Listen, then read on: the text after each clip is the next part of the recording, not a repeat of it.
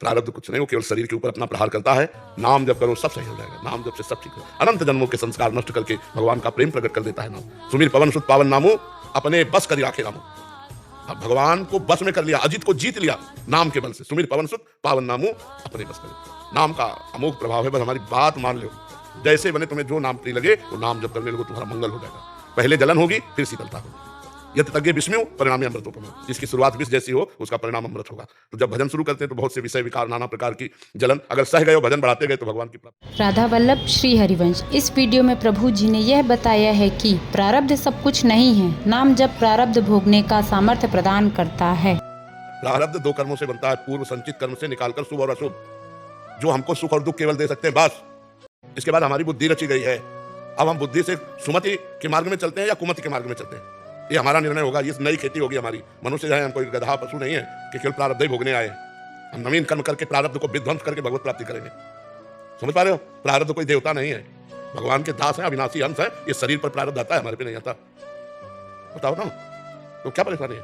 गुरुजी बस ये है कि प्रारब्ध के कारण आज का भविष्य निश्चित होगा या फिर जो लिखा हुआ है? प्रारब्ध के कारण भविष्य निश्चित नहीं होता, क्रियमाण से अब भविष्य बनाएंगे। क्रियमाण माने नया कर्म।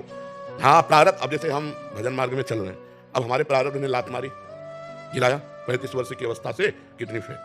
लेकिन हमारा पुरुषार्थ, भगवान की कृपा कि 18 वर्ष में 18 मिनट भी अपने को रोगी नहीं माना है, और रोगी शरीर है और कष्ट भोग रहा है, तब हो रहे, लेकिन दिनचर्या भी हो रही। मानो कल दिनचर्या ना हो तो हमारा चिंतन थोड़ी रोक लेगा प्रारब्ध। प्रारब्ध केवल सुख और दुख देगा शरीर को, कर्म से इसका कोई संबंध? कर्म से क्या संबंध? हम प्रारब्ध लात मारेगा के, जैसे आपने बहुत बढ़िया पढ़ाई पढ़ी, डिग्री आपके पास है, लेकिन प्रारब्ध में आपको दुख भोगना तो कहीं नौकरी आपको नहीं मिलेगी। समझ रहे? लौकिक। लेकिन आप नाम जपना शुरू कर दें तो लौकिक और पारलौकिक दोनों सुखों की भीड़ लग जाएगी। यह है प्रारब्ध को विध्वंस करने का एक बाण। त्रैताप नशावन एक बाण, भवरोग नाशन एक बाण, लोक परलोक में समस्त सुखों की प्राप्ति एक बाण। जासु नाम भव भेषज हरन घोर त्रय शूल। भगवान का नाम तीनों शूलों का नाश करने वाला, और इस भवरोग का नाश करने वाला, प्रारब्ध को भोगने की सामर्थ्य देने वाला, संचित कर्म को विध्वंस करने वाला और क्रियमाण को महान बना देने वाला। मनुष्य जन्म है प्रारब्ध के अधीन नहीं। प्रारब्ध केवल आप व्यापार कर रहे हैं, आपका बहुत बुरा प्रारब्ध है तो घाटा लगेगा आपका, बस इतना कर सकता है। लेकिन आप प्रारब्ध को विध्वंस करने वाला सूत्र अगर जान गए, रामकृष्ण हरि राधा जो भी नाम, अब आपका मंगल हो गया। कोई हाँ नाम ही है, दूसरा कोई उपाय नहीं। आप समझिए, कलिकाल मलायतन मन कर देख विचार, श्री रघुनाथ नाम बिन नाहि नान आधार। भगवान का भजन ये सब विध्वंस कर देता है, सब विध्वंस कर देता। पक्का मानो, प्रारब्ध कुछ नहीं। इससे बुरा प्रारब्ध क्या हो सकता है जो हमारा है? क्या है प्रारब्ध हो सकता है? कितनी परेशानियां। आओ तुम हमारा क्या कर लोगे? अविनाशी के बच्चा है, अविनाशी के बच्चा है, तू विनाश शरीर का कर सकता है, मेरा नहीं। राधा राधा राधा अभ्यास किया, राधा राधा राधा क्या कर लेगा? जब से ही कोई चीज नाम जपत आई सब सोई, देव सुबुद्धि कृपा करि मोई, कोई सुगुन माला रसो, नित्य सुकंठ जो पहिरो होता। नाम जपते ही सब ज्ञान विज्ञान जागृत हो जाएगा। जो नाम जप नहीं करता, ज्ञान विज्ञान होते हुए भी वो इसी माया में फंसेगा, काल प्रवाह को नहीं तोड़ सकता। जड़ चेतन की ग्रंथ का भेदन करने वाला ज्ञान नाम से होता है। राम नहीं कह पाते थे, मरा मरा कहे तो ब्रह्म ऋषि हो गए। समझ रहे? नाम नहीं तो हम कुछ नहीं मानते।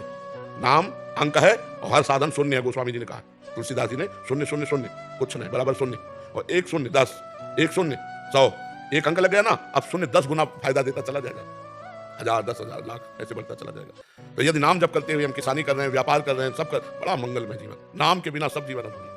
गोस्वामी जी का चैलेंज है, विनिश्चितम बदामिते नान्यथा वचांस में हरिम भजन्ति नरा भवसागर। बारी मते घृत होए बरु सिकताते बरु तेल, और बिनु हरि भजन न भवतरी या सिद्धांत अपेल। हमारी कुंडली में नहीं लिखा है कि इसको भगवान की प्राप्ति होगी। ये हमें नया निर्माण करना होगा भाग्य। हम मनुष्य बने हैं नए भाग्य का निर्माण करने के लिए, प्रारब्ध के अधीन नहीं, ग्रह नक्षत्रों के अधीन नहीं। ये तभी होगा जब भगवान की अधीनता स्वीकार करोगे। भगवान की अधीनता नहीं तो तमाकू अधीन कर लेगी।